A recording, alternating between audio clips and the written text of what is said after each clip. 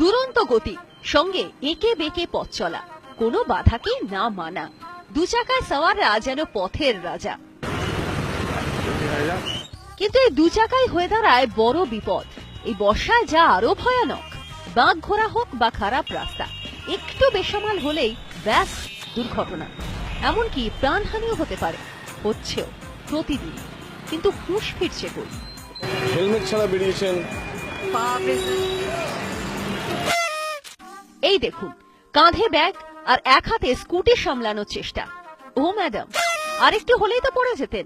কেন হেলমেট পরেননি প্রশ্ন করতেই এক গাল হাসি, তারপর যা বললেন পুরো দিনের ফিরিস্তি আর কি। मुझे ऑफिस जाना है, दुकान जाना है, जल्दीबाजी में निकले हैं, तो नेक्स्ट स्टेप में ले लेंगे। নির্দেশ দিয়েছিলেন মুখ্যমন্ত্রী, হেলমেট ছাড়া পেট্রোল পাম্পে তেল দেওয়া নিষেধ, কিন্তু তা মানা হচ্ছে কি?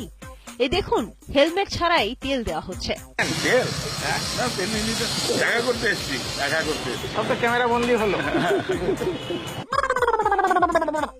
ইনি মালদহের ইংরেজবাজার পুরসভার সিপিএম কাউন্সিলর, নাম দুলাল নন্দন চাকি।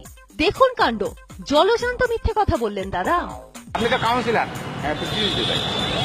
আপনার তো নিয়ম তো সবাই আছে, বললেন যে ভুলে গেছি। পরে চেপে ধরতেই ভুল স্বীকার। ভুলে এখনই চলে আসছে। এই দেখুন, ইনি পুলিশ কর্মী। কি বেয়াক্কেলে লোক মশাই, মেয়েকে নিয়ে স্কুলে যাচ্ছেন আর কারুর মাথাতেই হেলমেট নেই।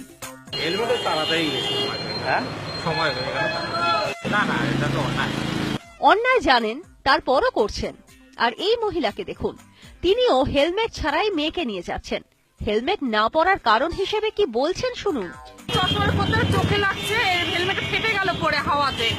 আর মেয়েকে কেন হেলমেট পরাননি তা জানতে চাইলে কি বলছেন শুনুন। মেয়েকেও তো দেননি হেলমেট। ও দুজনের আগে কেউ তো দেখি না পেছনে বসে হেলমেট যায়। আর একে দেখুন, ছেলেকে বাইকের সামনে বসিয়ে দিব্য বাজারে এসেছেন, শুধু হেলমেটটা নিতেই ভুলে গেছেন।